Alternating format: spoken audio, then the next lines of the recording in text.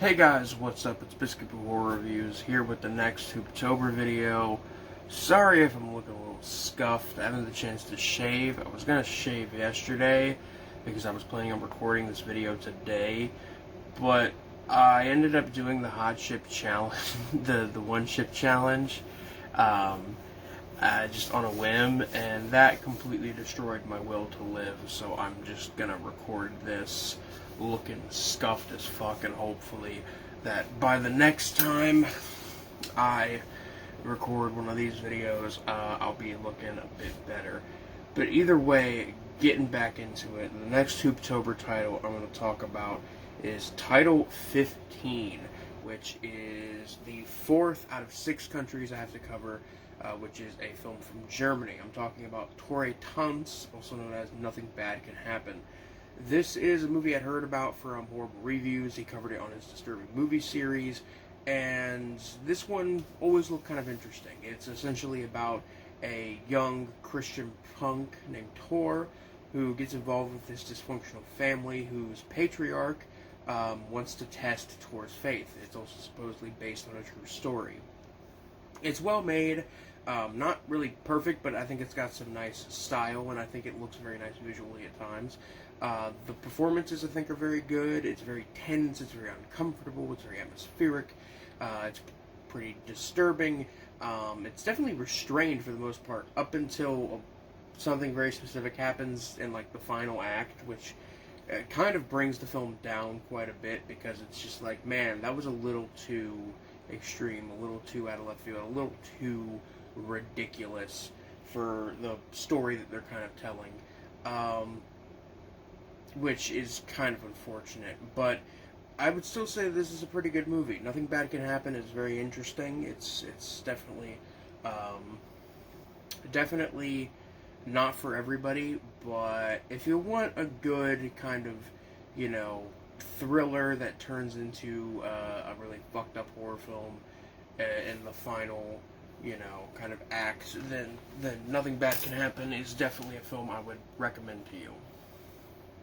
Title 16, which fulfills the first of 3 horror films starring or directed by a person of color, which I have to talk about, is Snoop Dogg's Hood of Horror from 2006. This is a film that I've always really been interested in because, like Tales from the Hood has been a film that I've always really loved. I've loved that one since I was a kid, and I've always been curious about this one because it sounds extremely similar.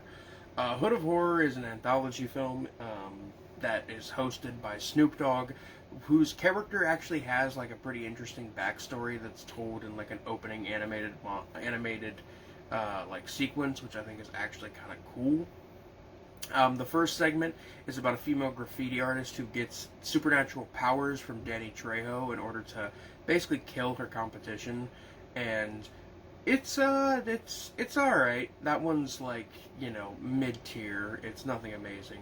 The second segment is about this rich, racist asshole who, in order to get the inheritance from his father's estate, he has to live with his father's war buddies who he fought in Nam with, who had just happened to be black. And as you can tell, because this is a horror film, things kind of don't turn out too well.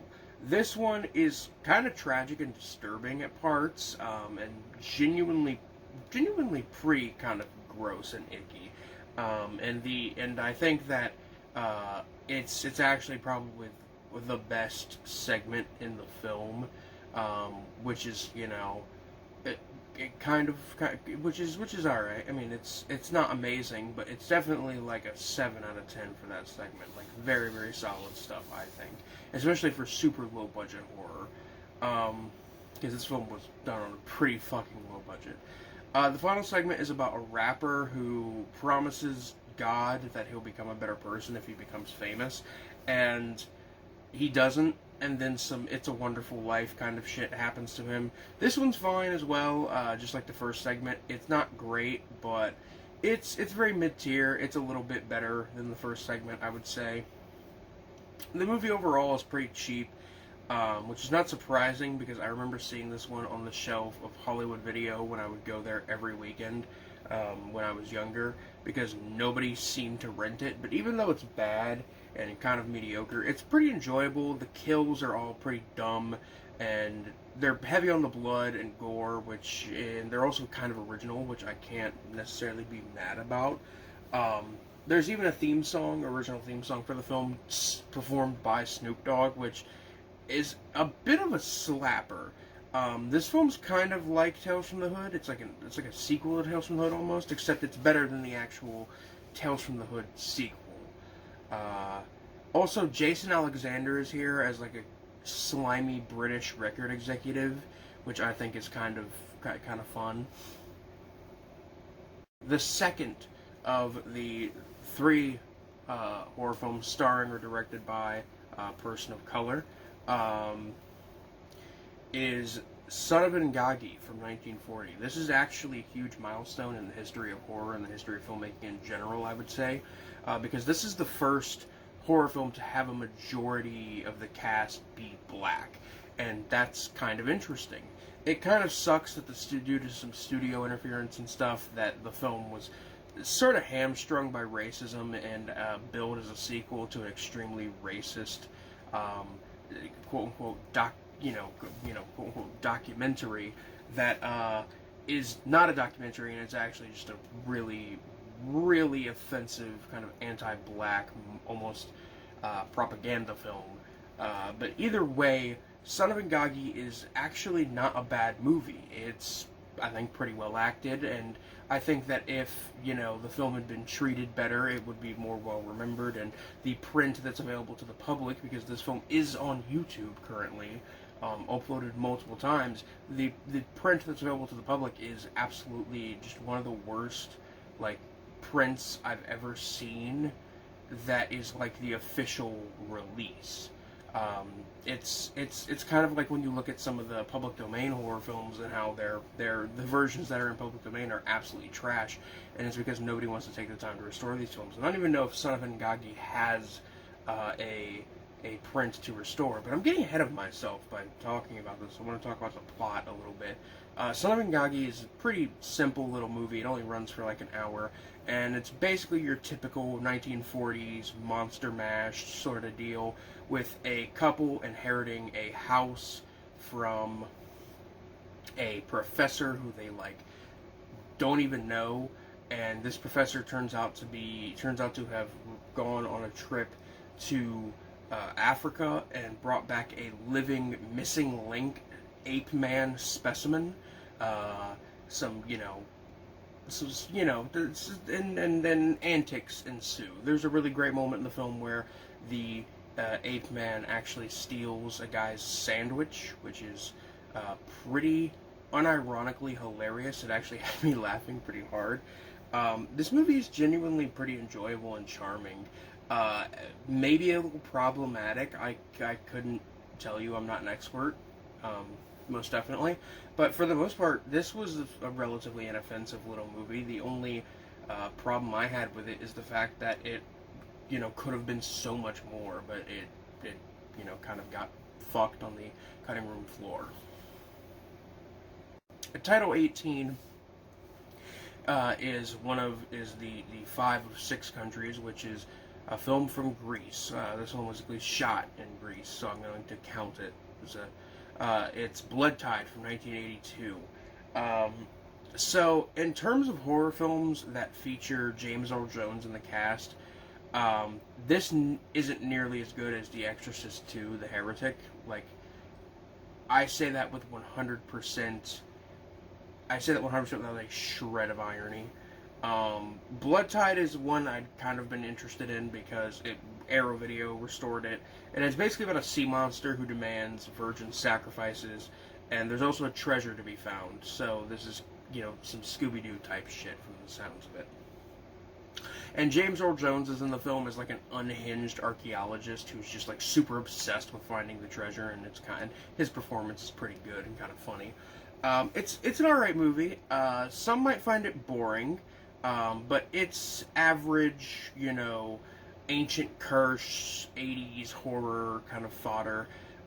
It's not a bad thing at all, but it's mostly worth seeing for the lead character who's like shirtless to a comical degree, James Earl Jones being creepy, the amazing opening sequence where somebody is sacrificed to the monster, which is kind of cool. The night shots that are done in daylight and the nice aquatic horror vibes and cool set pieces in the film. And I also did a little bit of reading, and it turns out I guess people consider this to be a Jaws ripoff, which I don't know. I mean, like, yeah, there's POV shots of the monster in the water, and it's an aquatic horror film, most definitely, but, like, when it comes to Jaws ripoffs, if this is one of them, then this is one of the most original ones, up there with Monko, the Jaws of Death from 1976, Blades from 1988, and Snow Beast from 77, and even then, that doesn't make this movie necessarily good. At the end of it all, whether or not it's related to Jaws, it's a B horror film, and it's not a very good B horror film. I'm not trying to, to say this movie is awful, but like this is definitely one of the more boring ones I've covered so far. It's got some moments, but I don't think I'll ever watch it again personally.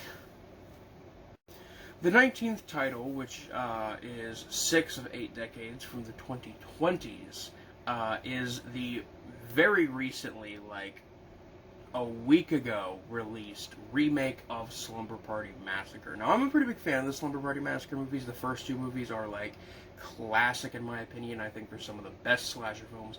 They may not be the most memorable or, like, the best on a technical level, but I think they're very, very enjoyable. This remake is a very kind of simple remake. It's in terms of plot, it's basically the same film over again, except there's a couple twists in there I don't want to spoil.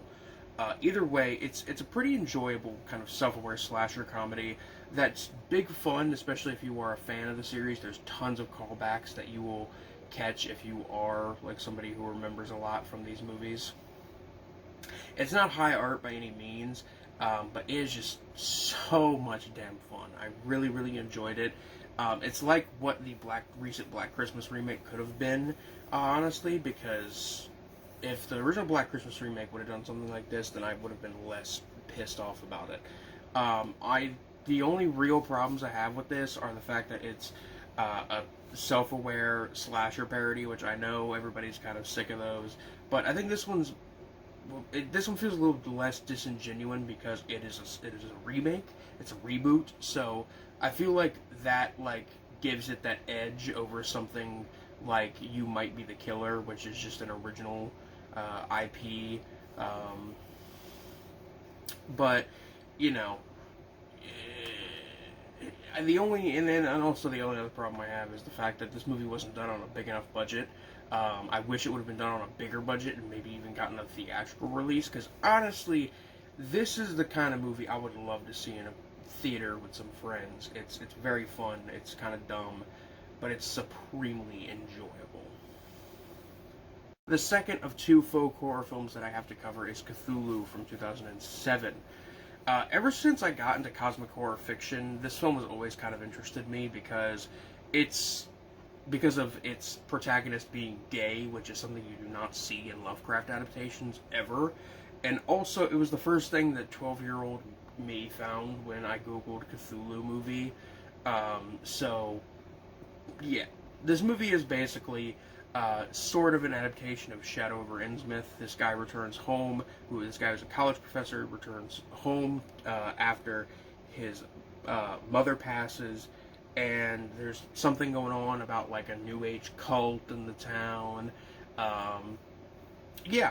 So honestly, this movie gets shit on a lot. I hear a lot of people say that this movie's awful, and don't get me wrong, it's a little cheap. It doesn't look too well sometimes, but when it does look good, it's very nice. It's very moody. I really like it. I think some of the acting is pretty bad, but then there's other bits of the acting that's actually like quite good. It's a little plain looking, like I previously stated. It kind of looks like Dawson's Creek or like another kind of teen drama. But then there are other moments that look like something out of Inland Empire. It's also very blue looking. If you love that color, you're gonna love this movie.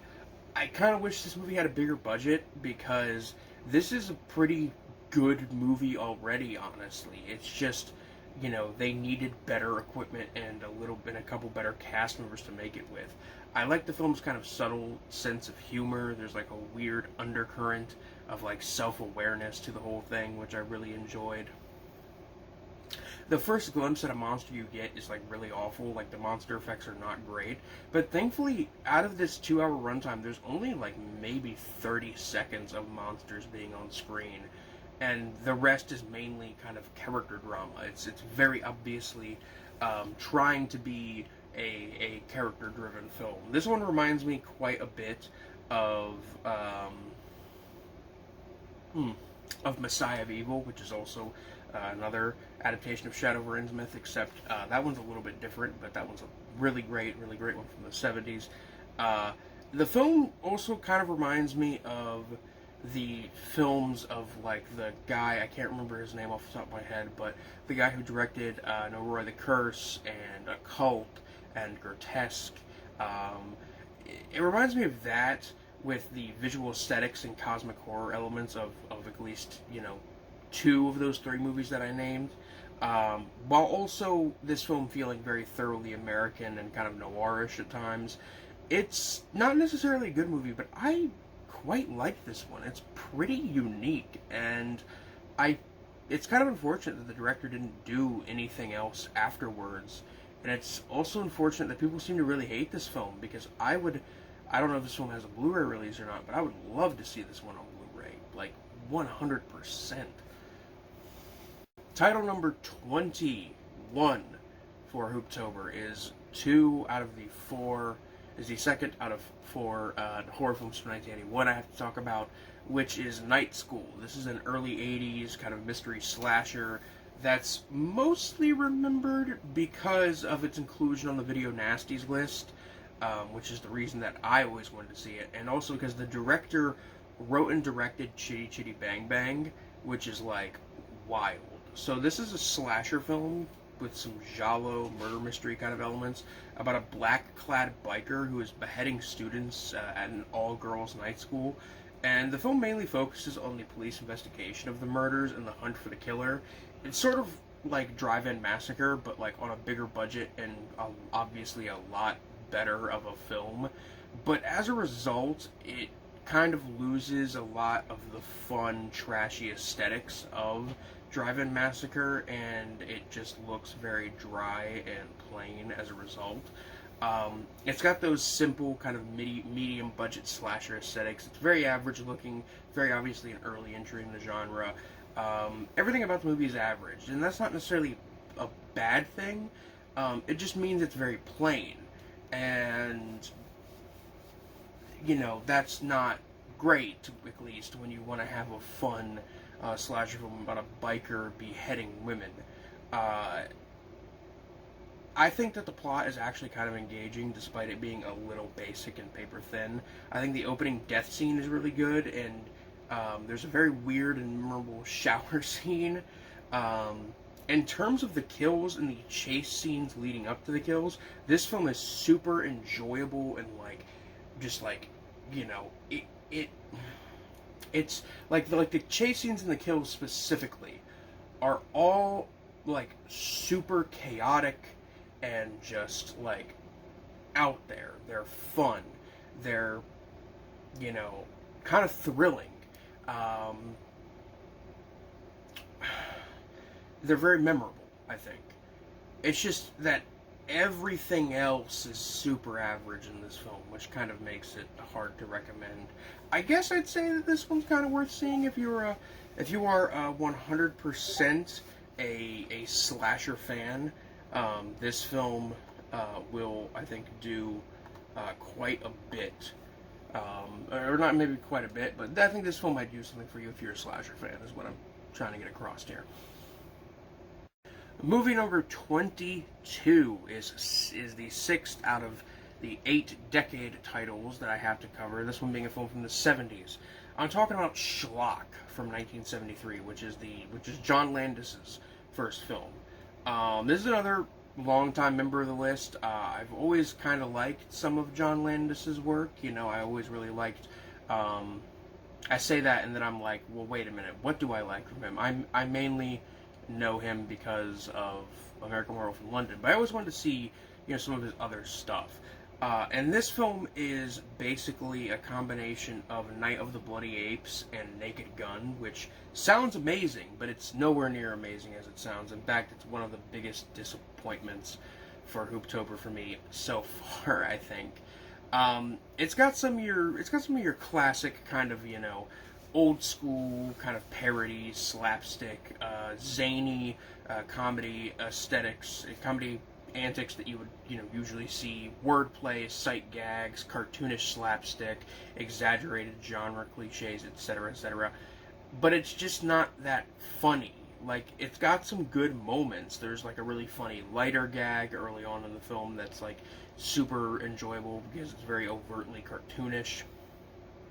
And there's a scene in the movie theater where the monster of the film, which is a prehistoric ape man, is watching The Blob in the theater, and it's kind of cool just because you get to see a good B horror film for a few seconds. But the movie just isn't that funny to me. It's just a movie about a town being attacked by a prehistoric ape man who lives in a cave. It's not really anything amazing. I do like the film visually. It's got that low budget kind of small town horror 70s aesthetic going on, which I really, really enjoy. But this movie just almost does nothing for me, other than those aesthetics and some of the scenes of the guy in the ape costume kind of losing his shit, going ape shit, if you will. This film doesn't really have anything going on. I laughed maybe 4 times in the whole movie. And I really wanted to like this because it sounds like a really great time. But it just doesn't work. If you're gonna watch a, horror parody, kind of zany comedy film from this era, from the 70s or from the 80s, I would recommend Student Bodies or Attack of the Killer Tomatoes over this any day of the week. This one is just kind of not great. Now, before I get to the outro, I actually want to talk about 2 bonus titles. 2 extra movies that I'm not even going to put like an overlay in the corner for. I'm just going to mention them, say what they're about, and that's it, and then I'll do the outro. These are 2 films that I watched with my friend Chloe on Discord, and we had some fun with them. The first one is I Married a Witch from 1942. This is a romantic comedy from the 40s, basically about a guy who's the ancestor of a witch finder, and the witch that he kills in like Salem ends up being like reincarnated and kind of reborn, and she tries to get him to fall in love with her, and and antics ensue.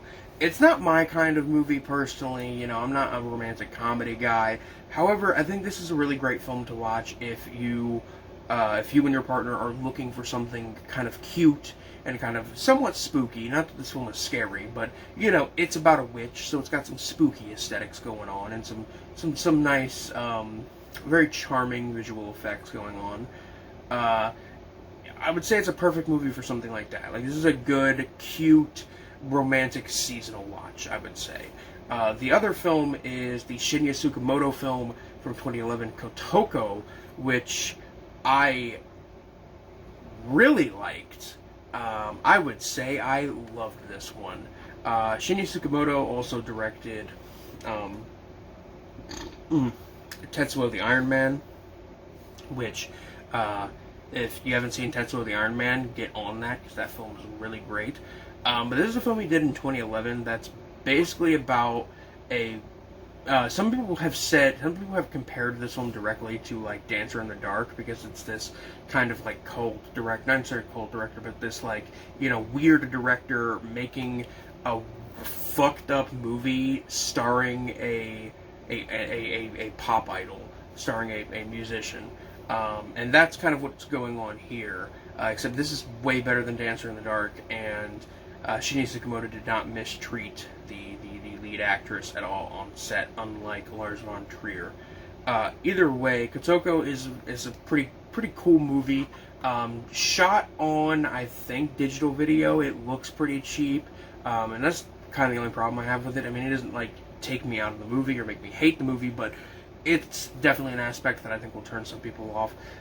That's basically about a woman who suffers from double vision, and she will often see doppelgangers of people, and the doppelgangers will often just like straight make a beeline towards her, trying to attack her. And it gets so bad to the point that she stops, going outside and everything. And that's basically what the film is about. And she's trying to protect her baby from these doppelgangers. It's a genuinely uncomfortable, disturbing, upsetting, and just like rough movie. But that doesn't mean it's not great, because this movie is honestly really fucking good. But yeah, I think that's it. I think that's it for this Hooptober video. I did a couple extra, I think I did like one extra movie than I did last time, and that was kind of unintentional, but I figured I'd include it anyway, just so that way the final video that I put out for Hooptober is a little shorter. But that's it for now. I promise next video I will fucking shave. I swear. It's just today I'm fucking dead, and I at least wanted to get like this video taken care of. And if that means I gotta look like a disgusting neckbeard, then that's what it means, and I can live with that. But anyway, guys, that is it for now. This is Biscuit Boo Horror Reviews signing off. Peace.